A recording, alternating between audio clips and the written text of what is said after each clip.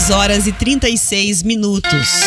Muito bem, de volta no seu rádio, no YouTube, para falar na manhã de hoje, obviamente, sobre os últimos desdobramentos aí ligados à ação de destruição e vandalismo em Brasília e as determinações federais. Vereadores de Curitiba também usaram as redes sociais e decidiram parte deles se manifestar aí sobre atos de vandalismo que foram registrados aí pelos invasores que pediram golpe de Estado. O presidente da Câmara de Vereadores, Marcelo Facchinnello, do PSC, escreveu nas redes sociais, abre aspas, toda insatisfação popular deve ser exercida pelas vias democráticas e legais de maneira pacífica. A violência tira a legitimidade de qualquer ação.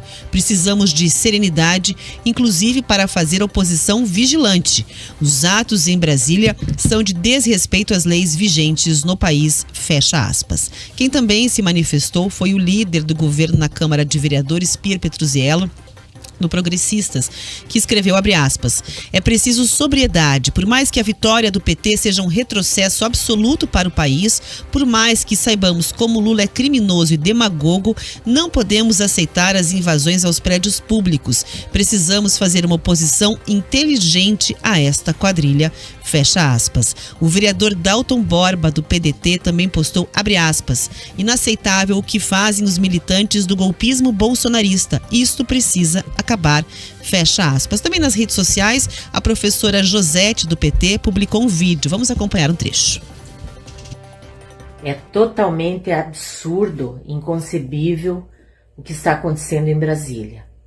Não podemos permitir mais um ato golpista, que dessa vez, além de golpista, também é terrorista. Vamos nos mobilizar, vamos para as ruas defender a nossa democracia. Lula tomou a medida mais adequada para esse momento.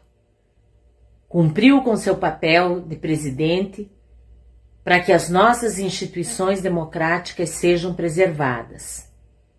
Amália Tortato, do Partido Novo, também escreveu, abre aspas, triste dia para nosso país, é o xadrez 4 dedos patriotas, com vários pombos no tabuleiro, miraram o céu, acertaram o inferno. Quem em sã consciência apoia o que aconteceu hoje? Lamentável, hashtag triste, escreveu lá, fecha aspas. Muito bem, tem lá o Éder Borges, também do Progressistas, escrevendo o seguinte, pretender uma revolução fazendo ou sendo cúmplice do que aconteceu hoje é uma ideia terrivelmente imbecil. A direita não é um bando de black blocs, abomino o ocorrido, fecha aspas. Pedroso, diante dessas manifestações, vale só dizer o seguinte, né?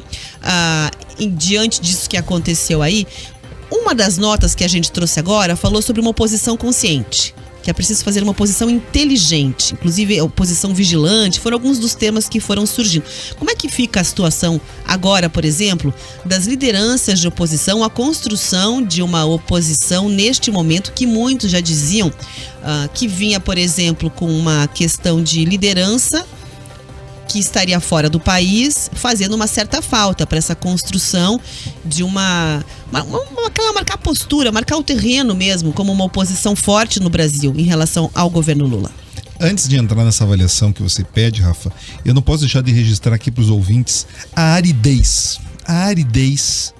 de assessoria de imprensa, correção ortográfica que alguns dos nossos vereadores da capital precisam. É fundamental, assim, eu não tenho português absolutamente correto, nem o texto com a coesão e as concordâncias apropriadas. Hashtag triste, assim, eu entendo que seria importante para que esses vereadores que têm uma série de assessores pagos com o dinheiro do contribuinte, eles pudessem entregar notas um pouco melhores do que as que eles entregaram. Eu fico às vezes preocupado, se isso é o que eles colocam e se posicionam publicamente, eu me preocupo qual a qualidade do que eles produzem nos documentos internos, tá? Porque assim, fazer algumas notas que ligam nada com lugar nenhum, eu fico no mínimo chateado. Isso talvez explique um pouco a construção da resposta que eu vou trazer para você agora, Rafa. Assim, as pessoas que recebem o voto popular, que se colocam na posição de representantes, eles têm o dever, a obrigação de trazer uma devolutiva e ajudar na mediação dos sentimentos daquelas pessoas que eles representam.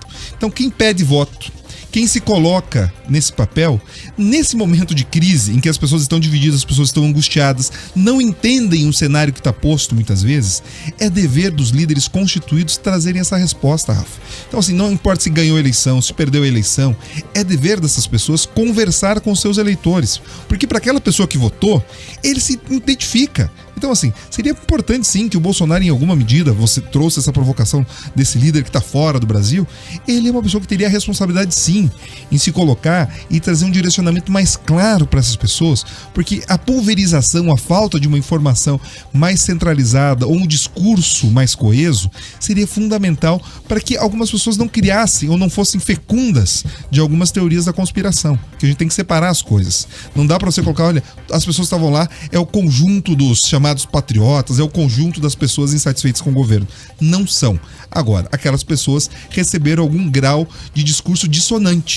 Então elas receberam isso e tiveram uma resposta confusa. Então é obrigação das pessoas que ali estão trazer essa resposta. Então quando eu percebo alguns dos nossos vereadores que se candidataram em algum momento a um cargo ou outro de esferas mais amplas, trazendo essa qualidade de nota, e eu comparo também com alguns deputados federais que mandaram notas no mínimo temerárias, eu fico preocupado. Porque mostra de novo que a classe política não encontrou ainda um rumo para dar a resposta para as pessoas. Me lembra muito 2013, sabe, Rafa? Que todo mundo fez aquelas manifestações, teve os 20 centavos, ninguém tinha uma pauta coesa. E daí eu lembro que a Dilma foi para a televisão e falou da reforma política, falou de algumas coisas e nada andou.